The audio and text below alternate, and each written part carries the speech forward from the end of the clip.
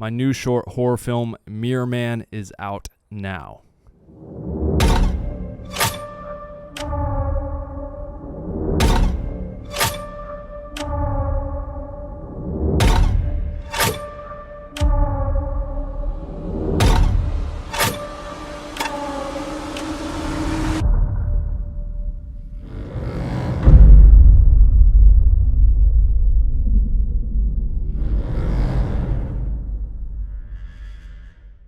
Hopefully you guys enjoyed that trailer. That is the kind of teaser trailer to my new short horror film, Mirror Man, as well as kind of the example film for my annual short horror film contest, which is now live. I just posted a video a couple days ago about that on this channel, so make sure you go check it out because there's over $25,000 worth of cash and prizes. First place gets, $5,000 cash, a red Komodo, tons of Prism lens effects, Tropic gear, shooting time at our locations, and much more other stuff. But yeah, new film out now. It's been quite the journey to get this thing made. So a little backstory on the film before I break down one of my kind of favorite scenes of the film, as well as like one of my new favorite pieces of gear that we use to get a lot of the kind of thematic shots in the short film. I'll get into that in a minute here, but just want to talk quickly on how the film came to be. So if you followed me for a while, you might have heard the story on a podcast, but I did a Strangers short horror film, a fan film, one of my favorite horror films. I did a fan film a couple years ago, and when I put it out, I randomly got an email from the producer of the original Strangers film saying that he had saw the film and that he loved it, and that actually led me to getting a face-to-face meeting with him at their studio in Hollywood. This is a producer that's, obviously produced The Strangers, but then has produced movies like It 2, The Ring, and so many other classic horror films. And we sat down face-to-face in his office for, over an hour just talking about the ability of short films and how they can get features.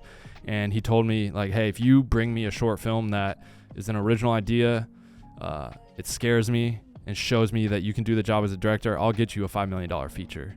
And so that short film that I did for The Strangers kind of opened up this door.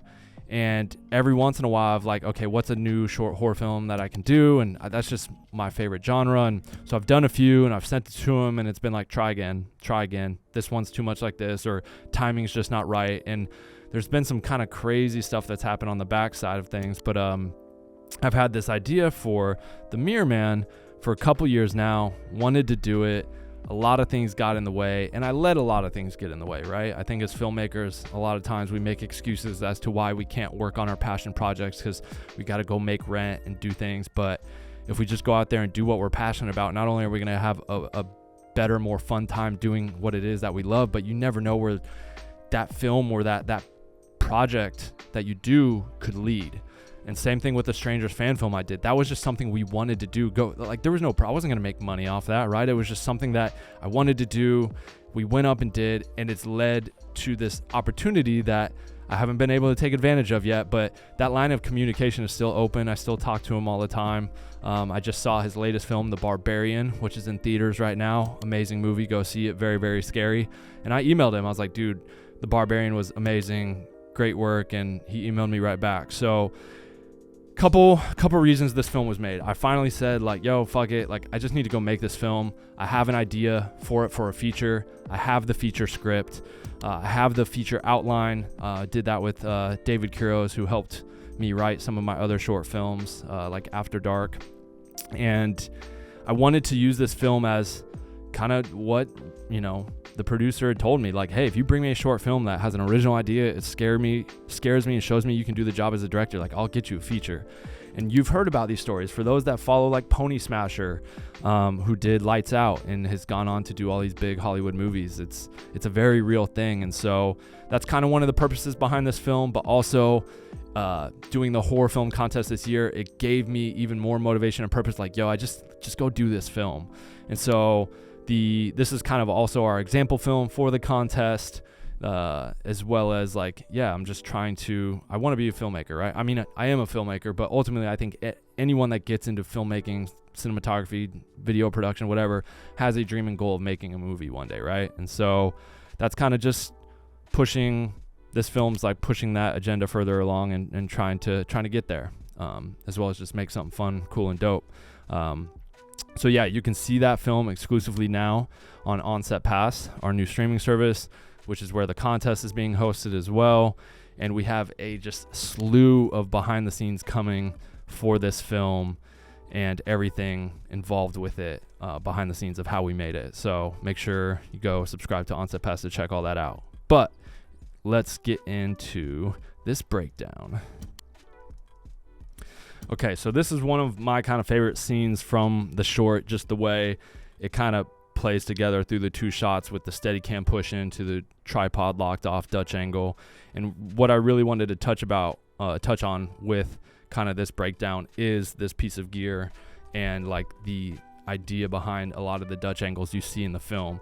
And so here, this is where things start to get a little weird after she's found the book. One, I just think it's also cinematically a dope shot.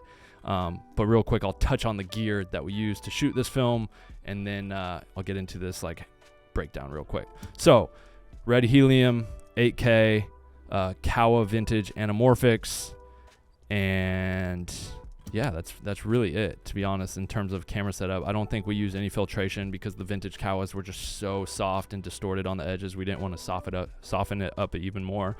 And then same kind of thing here that I talked about, I've talked about before in a breakdown, is shooting at like 4,500 Kelvin because we have a mixture of daylight coming in and then a tungsten practical in the shot. And that just finds a neutral, cool balance to the shot. We wanted it to feel cool and eerie. We didn't want it to feel like this bright, warm, sunny day. So kind of shooting it at 4,500 Kelvin using daylight as well as the tungsten practical there, just kind of gave us that look we were going for. And then obviously pushing it further in the color grade. But right off, the only lights we have really working for us here is we actually went full natural daylight coming from this window, because we had a lot of setups in this short film to get over 2 days, a lot of setups. So there were certain shots where we could really dial in shots lighting wise, and other shots where we just had to like, let's just go. So full natural daylight coming in from these windows. These are, there are two tungsten practicals in the shot. These are the aperture bulbs, just set to 3,200 Kelvin. And then right off camera here, you'll see it in the behind the scenes shot that I'm going to play. We had like a light mat set to daylight to just wrap some of this daylight. So you'll see when we come in on her face here, that light mat is just helping us wrap this light a little bit more. Otherwise, this side of her face probably wouldn't have been lit like this. It also gives us a little more detail over here on her face. It's kind of hard to see in this export's a little crunched down versus like the final version. But so again, you can see tungsten practical off in the background as well. That's another aperture bulb, natural daylight coming from the windows. And then again, that light mat is just helping us get some extra wrap and punch and light directly on her face, because it wouldn't have been that strong had we not had that light mat there. But then that cuts right into our Dutch angle, which I used a lot in this film. And what we used was this cool piece of gear called the Tango. And it was this kind of rig that like almost like a rocking ship, like those rides you would see at a fair that kind of like rock back and forth. It's like that. And you kind of have this handle you twist, and it can just immediately Dutch it this way, and you can turn the camera on that axis in a moment's notice. So we had that on the camera throughout every tripod shot, so that at a moment's notice we could Dutch it. And the Dutches were just something I wanted to do throughout the film to kind of signify just a little bit of eeriness and uneasiness, and like someone might be watching her. You frame this up in a traditional just aligned non-Dutch shot, and it just doesn't have as creepy of a look or cool of a look. So that was just something I really wanted to play with and do. I've never done in any of my short films. A lot of my short films have been Steadicam one takes or traditionally shot, but for the most part, never done anything kind of wonky in terms of stuff like this. And so you'll see throughout the whole short film, there's lots of different Dutch angles in moments like this. So that was really fun. And I think even in one of the bigger ones, like when she first like sees the mirror man in the car, in the reflection, like Dutching it again there, and we get this cool long perspective of the car, but we see her face is uneasy. It creates a little uneasy feeling just turning the camera and dutching it and creating that broken angle. So using camera angles to further tell your story and push the mood of what your character is feeling is super important and should never be overlooked. So yeah, that's just kind of what I wanted to touch on today. I think a big thing when you're, working on your films is be intentional with, your camera setups and the way the camera moves, you know what I mean? So with the same thing with the camera placement. So for example, here, she doesn't notice anything. She's just minding her business. It's a smooth push in. She realizes or feels like someone's watching her. She looks up towards the mirror, and then we cut to that Dutch angle. And this shot wouldn't have been as cool had we been, again, cutting away from a steady cam to steady cam moving on the mirror. It was important for me to tell that cool Dutch angle, lock it off here, cut away from that steady cam. Let's focus in on how she's feeling and looking here. So just be very thoughtful with your shot selection when making your films. Don't just shoot something to shoot it. Be very analytical and critical about how you're setting up your shots and the camera angles and lighting and all of that, because it all plays into telling your story. All right, guys, hopefully you liked this video and it helped. Like, comment, subscribe. If you like seeing videos like this, let me know. I would love to make more videos and break more stuff down for you guys. So appreciate you guys for watching, and I'll see you on the next one.